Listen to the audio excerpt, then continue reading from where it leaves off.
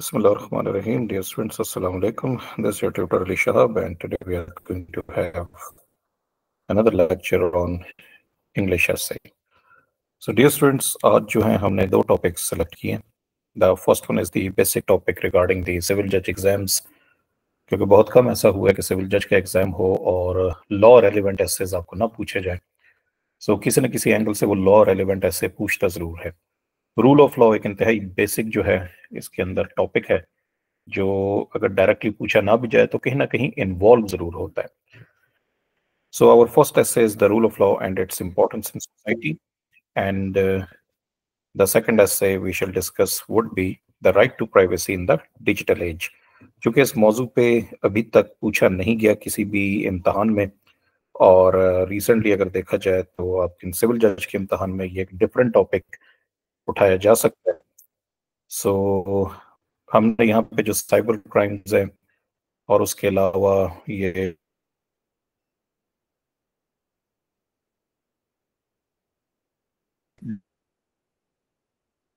और इनको भी किस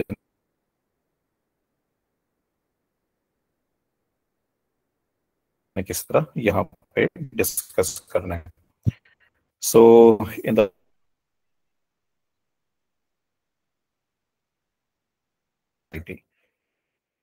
इंट्रोडक्शन कुछ दिलचस्प बात प्रेजेंट करने को है, कोटेशन है तो हुक लिखिए, अगर नहीं है ध्यान रखिए सिर्फ बैकग्राउंड से ही जो है आप शुरू कर सकते हैं.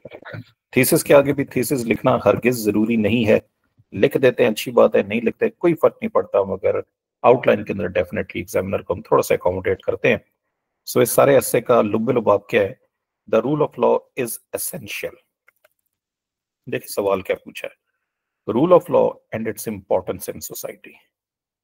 कि जो रूल ऑफ लॉ है इसकी जरूरत क्या है, इंपॉर्टेंस क्या है सोसाइटी में. तो रूल ऑफ लॉ जरूरी है फॉर मेंटेनिंग ऑर्डर, नज़्म ज़ब्त रखने के लिए, एंश्योरिंग जस्टिस, इंसाफ के लिए, and fostering economic and social development, मुआशी और मुआशरती समाजी तरक्की के लिए. सीधी सीधी बात. As evident in both developed nations and countries like Pakistan, where weak legal enforcement hinders progress. ये बड़ी इंपॉर्टेंट बात है. देखिए अगर आप इस टॉपिक पे गौर फरमाएं, क्या ये टॉपिक क्या सिर्फ पाकिस्तान रेलिवेंट है? हरगिज नहीं. क्या सिर्फ थर्ड वर्ल्ड रेलिवेंट है? हरगिज नहीं. बल्कि इस टॉपिक की तो एक ग्लोबल सिग्निफिकेंस है.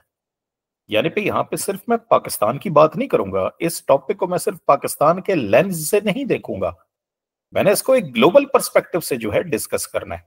मगर पाकिस्तान को मैं इग्नोर नहीं कर सकता, क्योंकि मैं पेपर पाकिस्तान जो है सिविल सर्विसेज का दे रहा हूं. कॉम्पिटिटिव एग्जाम जो है ये पाकिस्तान का कॉम्पिटिटिव एग्जाम है. सिविल जज बनने जा रहा हूं, पाकिस्तान का बनने जा रहा हूं, तो इसलिए पाकिस्तान का जिक्र किए बगैर मैं कोई भी ऐसे पिक नहीं करूंगा. सो थीसिस में ये चीज मैंने पहले ही क्लियर कर दी है कि मेरी गुफ्तगू का मकसद और मौजू है क्या. That is the important idea.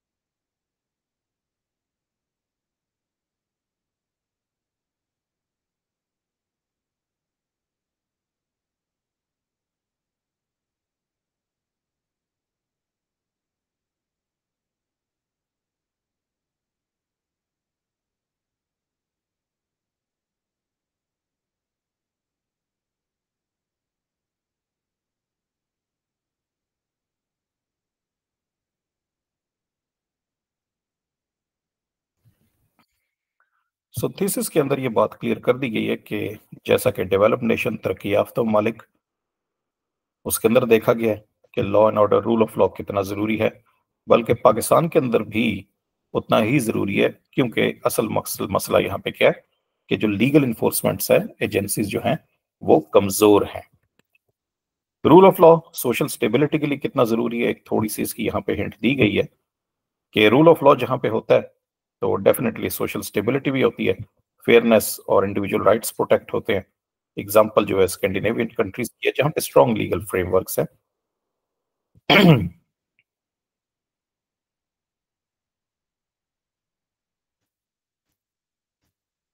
मगर इन कंट्रास्ट, अब देखिए कंपैरिजन कंट्रास्ट कैसे चल रहा है। पाकिस्तान जो है उसके अंदर पॉलिटिकल इंटरफेरेंस है जुडिशरी में, और वीक इन्फोर्समेंट ऑफ लॉज है, जिसकी वजह से अनरेस्ट और इनजस्टिस क्रिएट होता है। अब डियर स्टूडेंट्स, यहाँ पे मैंने ये मिसाल नहीं देनी है कि फर्ज करें कि शाहरुख जितोई ने जो है कत्ल कर दिया और बिल आखिर जो है वो बच के भाग गया। अव्वल तो भागा नहीं है, 10-12 साल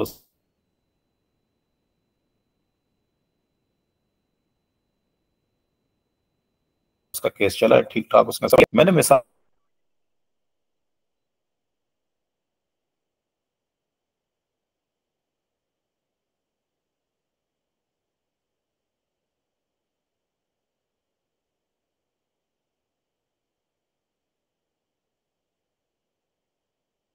तो हमारा मुआशरा उस वक्त तक स्टेबल नहीं हो सकता है जब तक इसके अंदर जो है ये इंसाफ का निजाम जो है वजन ना किया जाए। अब कोयटा में आप देख ले कि हाई स्पीड पे कोयटा के कौन से वो सियासतदान थे या वजीर थे, जा रहे थे और ट्रैफिक जो कांस्टेबल था उसे उन्होंने कुचल दिया।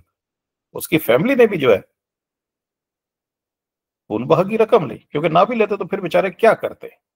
सिमिलरली यहाँ पे आपने मिसाल देनी है रेमंड डेविस की, कि रेमंड डेविस एक फॉरेनर था, अमेरिकन था, डिप्लोमेट भी नहीं था, और लाहौर के अंदर उसने दिन दिहाड़े 2 लोगों का कत्ल किया। और वो भी किस तरह जो है निकल के बाहर गया, क्योंकि इतना इन्फ्लुएंस और प्रेशर था कि हमारी पॉलिटिकल एलिट जो है उसको बर्दाश्त नहीं कर सकी। तो ये वो चीजें हैं जिन पे हमें काम करना है, जिन पे हमें सख्त होना है। सो जो ट्रू पिक्चर है वो शो करें, हाइपोथेटिकल या कोई ऐसी फेरी जो है पिक्चर शो ना करें। खामखा जो है आप सबसे निचले दर्जे पे लॉ एंड ऑर्डर या जस्टिस की दर्जाबंदी में नहीं आए हैं, यानी कि आप नीचे से चौथे नंबर पे हैं। सबसे अलार्मिंग बात यह है, इसी वजह से तो तरक्की, लोग मुल्क छोड़ छोड़ के जा रहे हैं। तो ये चीजें आपने इसके अंदर मेंशन करनी है।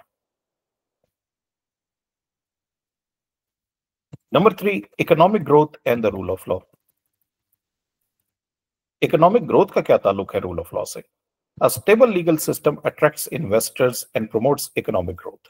जहां पे लीगल सिस्टम जो है वो स्टेबल हो तो वो इन्वेस्टर्स को अट्रैक्ट करता है और फिर प्रमोट करता है इकोनॉमिक ग्रोथ।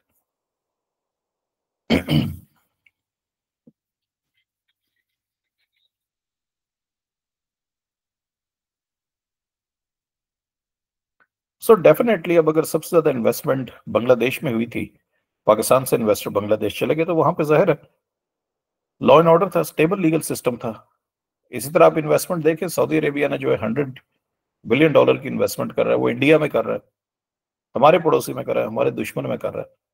तो जाहिर है जी वहां पे स्टेबल लीगल सिस्टम है। अब यहाँ पे स्टेबल लीगल सिस्टम मैंने साबित कैसे करना है? अब समझौता एक्सप्रेस का जो केस था, समझौता एक्सप्रेस आज से 20 साल पहले इन्होंने आग लगा दी थी। पाकिस्तान और इंडिया के दरमियान ये एक ट्रेन सर्विस चला करती थी। सो वहां के लीगल सिस्टम ने जो है 2 मेजर्स और एक कर्नल को जो है कॉन्विक्ट पाया और उनको सजा दी। सिमिलरली अगर मैं बात करूं कि आपकी बाबरी मस्जिद का वाकया हुआ था, तो उनकी सुप्रीम कोर्ट के बेंच ने भी जो है ये रूलिंग अपनी महफूज रखी। उन्होंने कहा जनाब यहाँ पे राम मंदिर नहीं था, नहीं था तो नहीं था, कोई कुछ नहीं बिगाड़ सका उसका कोर्ट का। तो जहां पे लीगल सिस्टम मजबूत होता है वहां पे डेफिनेटली इकोनॉमिक ग्रोथ भी होती है। तो आज नतीजा सामने है, बांग्लादेश के रिजर्व $88 बिलियन है, इंडिया के रिजर्व $600 बिलियन से ऊपर तजावज कर चुके हैं। हम लोग कहां पे खड़े हैं? तो ये चीज क्लियरली शो करती है कि इकोनॉमिक ग्रोथ का ताल्लुक बहरहाल लीगल सिस्टम से है। यहाँ पे जी यूएसए की एक ज़ाहिर एक बेंचमार्क है। यूएसए स्ट्रॉन्ग लीगल प्रोटेक्शन से इनकरेज बिजनेस इनोवेशन, क्योंकि वहां पे पता है जी आपका आइडिया चोरी नहीं होगा, आपका पेटेंट रजिस्टर हुआ है, कॉपीराइट की खिलाफ वर्जी नहीं होगी, तो डेफिनेटली वहां पे ये चीजें जो है प्रोटेक्ट की जाती हैं। इन पाकिस्तान, हाउएवर इन पाकिस्तान दूसरी तरफ जनाब यहाँ पे क्या है? करप्शन है, वीक लीगल इन्फोर्समेंट है, which discourage investment and economic stability. अब यहाँ पे डियर स्टूडेंट्स 2006 का भी मैं अपना वाकया सुनाऊंगा आपको कि 2006 में पाकिस्तान में बांग्लादेश की एयरलाइन थी बीमान एयरवेज। उन्होंने यहाँ पे कोई इन्वेस्टमेंट की थी या शायद अपने ऑपरेशन स्टार्ट करना चाहते थे। अब चूंकि बात 20 साल पुरानी है, और एक हमारी पाकिस्तानी भाई ने उससे तकरीबन 8 करोड़ का 2006 में फ्रॉड किया, या उनका पैसा खा गया या खुरबुर्द की, अल्लाह जाने उसने क्या किया। अब जिसों का मुकदमा कराची ईस्ट की अदालत में चलता रहा, विमान एयरवेज की तरफ से कोई भी प्रेजेंट नहीं हुआ। उन्होंने सब कुछ पैकअप किया, उन्होंने कहा यार इनके साथ बिजनेस हमने करना ही नहीं है। वो वापस अपने मुल्क चले गए। अदम पैरवी की बुनियाद पे केस ही खारिज हो गया। सो ये तो वो है जो मेरी आंखों देखा हाल था। हमारे दोस्त एक लड़ रहे थे, मैंने कहा यार बताओ आपके क्लाइंट ने वाकई ये किया? कहता सर बिल्कुल किए, क्योंकि जिस तरह यहाँ पे पैसे बांटता है आवाज देने वाला जो होता है सदाकार, उसको भी पैसे बांट रहा होता है। जहां पे लोग 100 रुपया दे रहे होते हैं, रीडर को ये 1000 रुपया दे रहा होता है। इतने पैसे इसके पास आए हैं। बहरहाल जी, सो इस तरह तो इकोनॉमिक स्टेबिलिटी नहीं होती, इस तरह तो आप डिस्करेज करते हैं इन्वेस्टमेंट को। और यहाँ पे जिस तरह लैंड ग्रैबिंग है, लैक ऑफ कॉन्ट्रैक्ट एनफोर्समेंट है, ये सारी चीजें आपको बखूबी पता है कि कॉन्ट्रैक्ट भी यहाँ पे ठीक तरीके से लोग फॉलो नहीं करते। So number 4 is justice and human rights protection. Justice and human rights protection definitely जो सबसे बड़ा यहाँ पे थर्ड वर्ल्ड और फर्स्ट वर्ल्ड में एक बैरियर है जो इसको मुमताज करता है, वो ये ह्यूमन राइट्स प्रोटेक्शन है।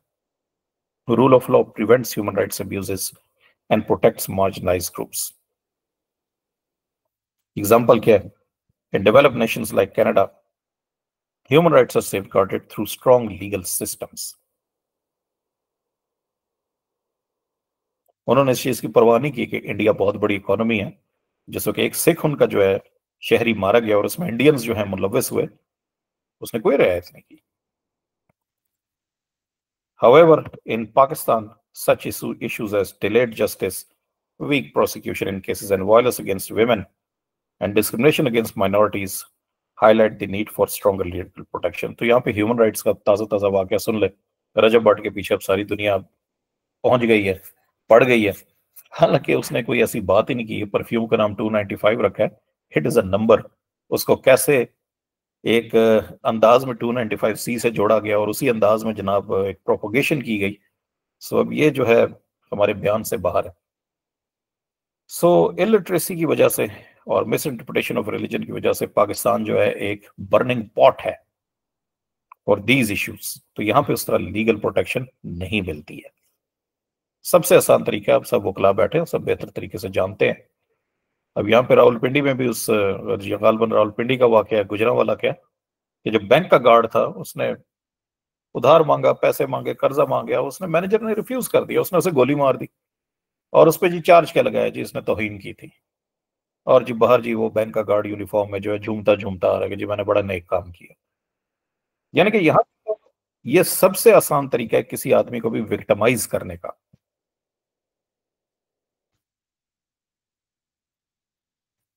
सो जिन मुल्कों में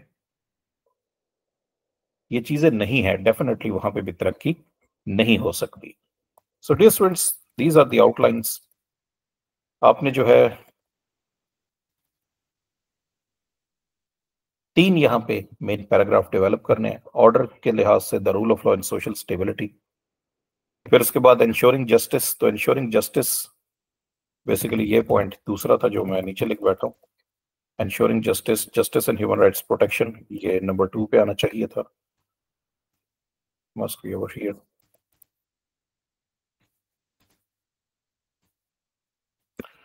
और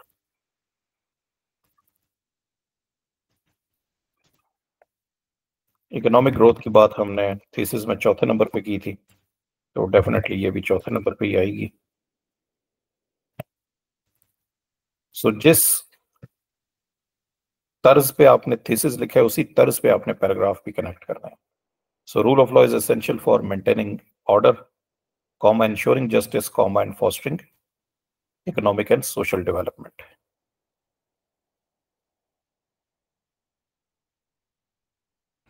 सोशल डेवलपमेंट ये ऑलरेडी सोशल स्टेबिलिटी यहाँ पे बात कर ली है।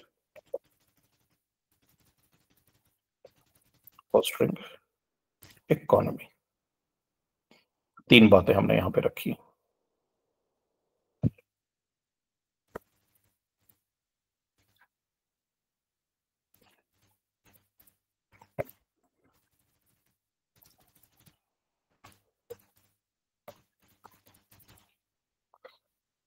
अब ये ज्यादा सिंपल हो गया जी।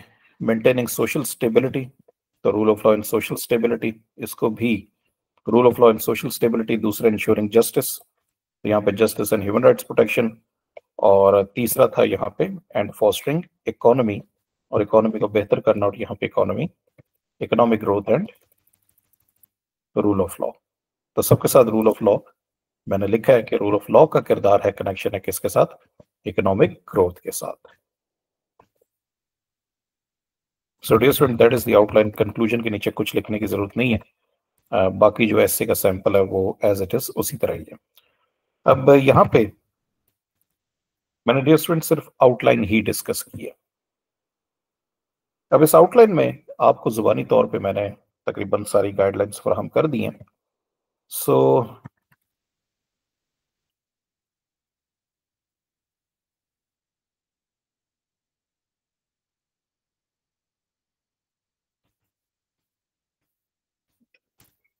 ऐसे जो है यहाँ पे अब मैं कंपोज नहीं करूंगा।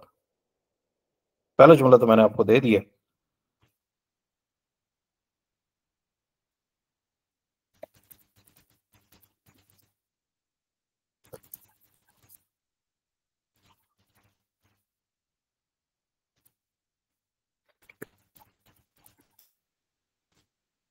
इंट्रोडक्शन का पैराग्राफ और रेस्ट ऑफ द पैराग्राफ्स आपने खुद कंपोज करने हैं। इंट्रोडक्शन के लिए कुछ टोकन सेंटेंसेस मैं आपको सिखा देता हूं, जो तकरीबन हर प्रॉब्लम सोल्यूशन ऐसे में इस्तेमाल होंगे। यहाँ पे मेरे पास हुक है, अटेंशन ग्रैबर है, मैंने यहाँ पे लिखा है कोटेशन है, मुझे नहीं पता है किसकी है। A society without the rule of law is like a ship without a compass. एक मेटाफर जो है यहाँ पे क्रिएट की गई है कि सोसाइटी जिसमें रूल ऑफ लॉ नहीं होता वो एक कश्ती की तरह होती है जो बगैर किसी मंजिल के बस सफर कर रही होती है, यानी कि उसके एंड कोई नहीं होता।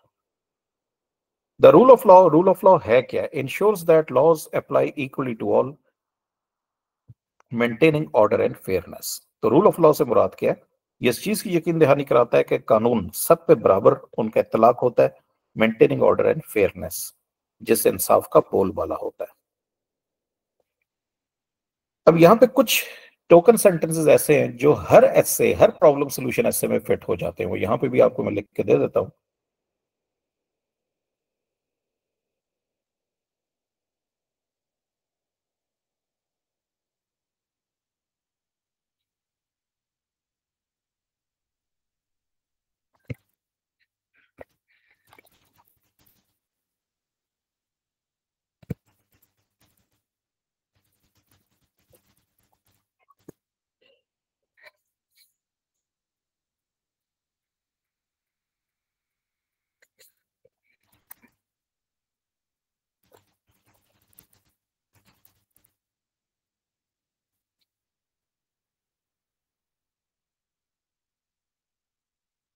Maintaining rule of law is neither a new issue nor is it a fully settled one. Developed nations are successful in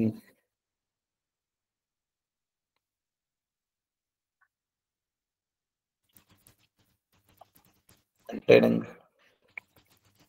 rule of law. However, developing nations are still struggling.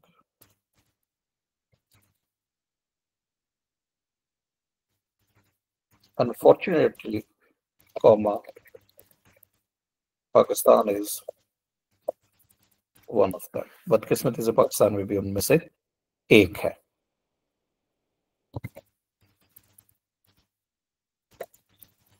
Rule of law plays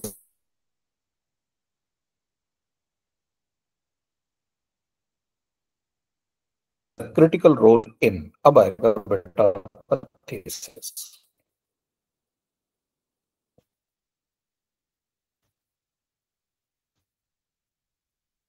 कि rule of law करता क्या है। था जी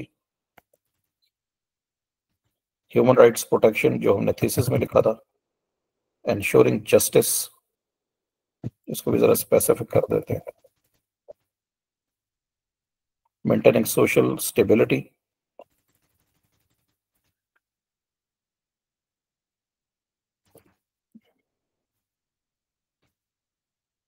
ensuring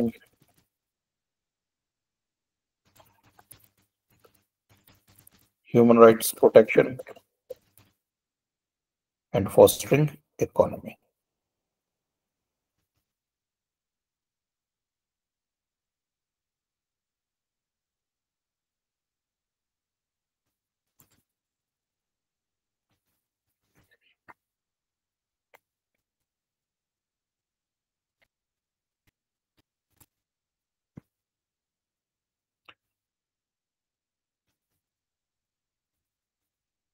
ये जनाब अली आपका thesis है। इम्तिहान में रेड कलर से या ब्लू कलर या किसी मार्कर से ना लिखिएगा, इम्तिहान में आपने एक ही पेन इस्तेमाल करना है, हेडिंग्स के लिए मार्कर और ये जो राइटिंग है इसके लिए simple pen. So rule of law plays a critical role in maintaining social stability. पहला हमारा पॉइंट ही सोशल स्टेबिलिटी पे था कि rule of law and social stability, ensuring human rights protection, human rights protection को इंश्योर करने के लिए, एंड फॉस्टरिंग इकोनॉमी, और इकोनॉमी को मजबूत करने के लिए, as evident both in developed nations and countries like Pakistan, जैसा कि देखा जा सकता है कि कैसे डेवलप नेशंस और पाकिस्तान जैसे मुल्कों में ये सच है। Where weak legal enforcement hinders progress, जहां पे कमजोर जो है कवानीन का इतलाक तरक्की पे रुकावट पैदा करता है। Now, dear students, for a 5 paragraph essay, this will be your introductory paragraph, जो कि 100 लफ्ज का है। याद रखें CSS में 180 वर्ड्स का आप लिखते हैं, PMS में 150 वर्ड्स का, क्योंकि PMS में ऐसे लिखने के लिए जो वर्ड लिमिट आपको दी जाती है 1500 वर्ड्स की, CSS में 2 से 2500 वर्ड्स की, तो इसलिए वहां पे 180 से 200 वर्ड का आप, यानी कि उस ऐसे का 10% आप इंट्रोडक्शन में लिखते हैं। यहाँ पे चूंकि ये है ही 5 पैराग्राफ ऐसे, सो एक पैराग्राफ में अगर आपके 150 अल्फाज भी होते हैं तो ये 7 या 800 वर्ड के ऐसे मिलता है। तो 800 वर्ड का अगर आप 10% निकालें तो 80 अल्फाज आपके इंट्रोडक्शन के मिलते हैं। यहाँ पे 100 अल्फाज तक बहरहाल हम कोशिश करते हैं कि पहुंच जाए। सो ये आपका इंट्रोडक्शन होगा इस एसे के पेपर का, इस टॉपिक का, rule of law and society, या rule of law and its importance in the society. So dear students, आपको जो है आज का टास्क ये खुद से करना, the rule of law and its importance in society.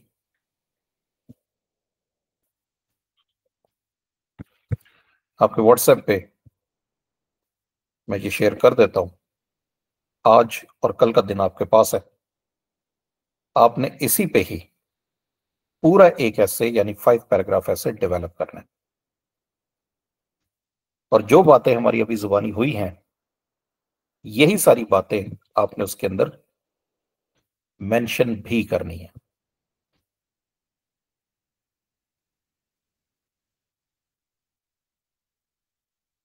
This is the only job that you need to perform, और यहीं पे जो है मेरा लेक्चर भी तमाम होता है।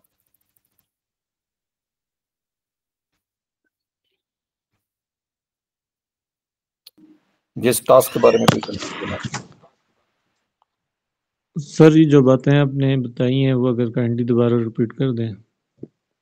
ठीक है बेटा, ये लेक्चर रिकॉर्ड हो गया, मैं इसको अपलोड भी कर दूंगा। जी सर। दोबारा से वैसे सुन लीजिए। मैं जी जी। अच्छा जी, आउटलाइंस ये आपको पढ़ाने के लिए मैंने इतनी लेंथी बनाई है, आप बेशक शॉर्ट ही बना दीजिएगा। बहरहाल ये आउटलाइंस को सामने रखिए।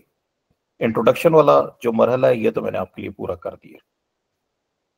जब भी आपके सामने कोई टॉपिक आता है आप उससे सवाल पूछते हैं कि ये सवाल कौन सा पूछ रहा है, व्हाट पूछ रहा है, वाई पूछ रहा है, हाउ पूछ रहा है। यहाँ पे कह रहा है रूल ऑफ लॉ और उसकी अहमियत सोसाइटी में क्यों है।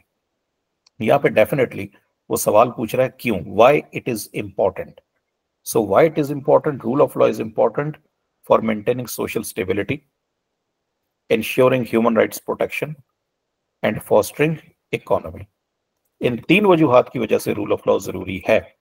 तो हेडिंग मैंने क्या दिया, the rule of law and social stability. Individual rights को आपने प्रोटेक्ट करना है, जिस तरह स्कैंडिनेवियन कंट्रीज जो हैं लीगली कर रही हैं। मगर पाकिस्तान में आमतौर पे पॉलिटिकल इंटरफेरेंस आ जाती है, जुडिशरी जो है कॉम्प्रोमाइज हो जाती है, जिससे अनरेस्ट एंड इनजस्टिस आता है। सादा सी इसकी मिसाल दूंगा बेटा, मौलवी तमीजुद्दीन केस आपने पढ़ा होगा, कैसे पॉलिटिकली इंटरफेरेंस आई। रेमंड डेविस का केस आपके सामने से गुजरा होगा, कैसे पॉलिटिकली इंटरफेरेंस आई, इस अमेरिकन को किसी भी छुड़ा के जो है बाहर निकालो। तो ये मिसालें आपने लिखनी है। जबकि हाल ही में अगर आप देखें तो गालबन 6 कैनेडियन शहरी, कल या परसों की मैं खबर पढ़ रहा था, सऊदी अरेबिया में उनकी एग्जीक्यूशन हुई है। और यही वजह है कि सऊदी अरेबिया में क्योंकि वहां पे सबको पता है कि कोई सजा से बच नहीं सकता। जेवर की दुकानें लोग खुली छोड़ के जाते हैं, उनको पता है अगर तो चोरी करते हुए कोई पकड़ा गया उसका हाथ कटेगा ही कटेगा। तो वहां पे देख ले सोशल स्टेबिलिटी कितनी है। फिर उसके बाद justice and human rights protection. So rule of law जिस वक्त होता है तो ह्यूमन राइट्स अब्यूजेस नहीं होती, it protects marginalise groups, minorities जो है उनका तहफ्फुज भी होता है। सो कनाडा की यहां पे मिसाल दी है मैंने, वो आपके सामने, कि ह्यूमन राइट्स जो है वो सेफ गार्ड किए जाते हैं। ह्यूमन राइट्स इंडेक्स में यही ममालिक हैं जो टॉप ऑर्डर में आते हैं, हमारा मुल्क सबसे एंड में आता है। इसके अंदर आप मेंशन कीजिएगा कि किस तरह मुसलमान ही जो हैं वो ब्लास्फेमी में, ज्यादा तादाद मुसलमानों की है जो जेल में, ज्यादा तादाद उनकी है। और अभी हालिया जो रिपोर्ट आई है गालबन नूरानी रिपोर्ट जो आई है, वो क्या, जस्टिस नूरानी, वो क्या थी, आपकी नजर से गुजरी होगी। तो उसके अंदर उन्होंने क्या बताया कि जनाब ये 45 केस है, एक ही ग्रुप है जो कि शिकायत करता है, एक ही ग्रुप है, 45 के 45 केसेस का वकील भी एक है, और वही एफआईए का जनाब इन्वेस्टिगेशन टीम भी है जो उसे इन्वेस्टिगेट करते हैं। तो पूरी वो नूरानी की वो रिपोर्ट आ गई, जिसके वो जवाब में वो जज साहब लाहौर के कौन थे, उन्होंने जो है वो इस्तीफा दे दिया। So human rights abuses and protects marginalised groups. So इसके अंदर अब डेफिनेटली मैं ब्लास्फेमी केस का हवाला तो नहीं दे सकता, मगर इसके अंदर ह्यूमन राइट्स की अगर मैं बात करूं तो सहाफियों का तो जिक्र मैं कर सकता हूं। अब आप देख लें कि फ्रीडम ऑफ एक्सप्रेशन जो है कॉम्प्रोमाइज हो गई है किस तरह, और आपके 80% सहाफी तो मुल्क, जो नोटेबल नामी ग्रामी सहाफी है, मुल्क छोड़ छोड़ के भाग चुके हैं। ये ह्यूमन राइट्स प्रोटेक्शन जो है यहाँ पे उस तरह गारंटी नहीं की जा रही। चौथी और सबसे इंपॉर्टेंट बात, economic growth and rule of law. So अगर रूल ऑफ लॉ होगा तो इन्वेस्टर्स अट्रैक्ट होंगे और इकोनॉमिक ग्रोथ भी होगी। रूल ऑफ लॉ नहीं होगा तो फिर नहीं होगा भाई।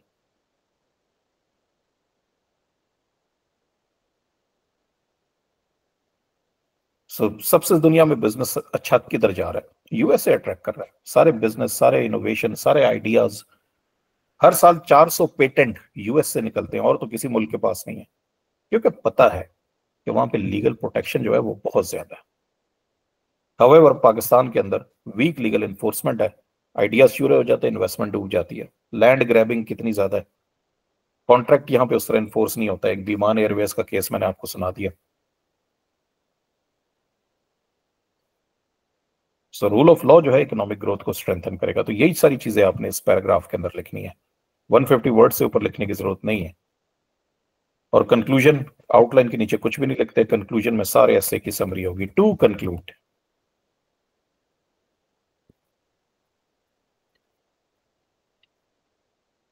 क्लियर हो गया बस?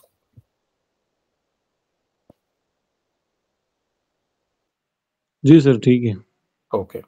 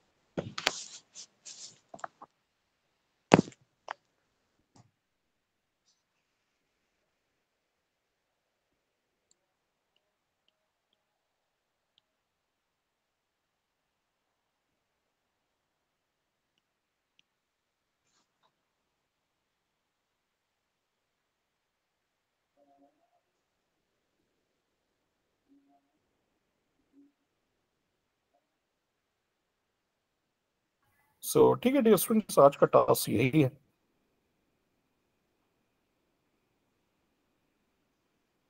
आपका पेंडिंग वर्क जो है वो मैं कर देता हूँ। प्रेसी की एक मजीद एक्सरसाइज आपको होमवर्क के तौर पे कल पोस्ट करूंगा, आज नहीं। So that's all dear students, इंशाल्लाह ताला सी यू टुमारो।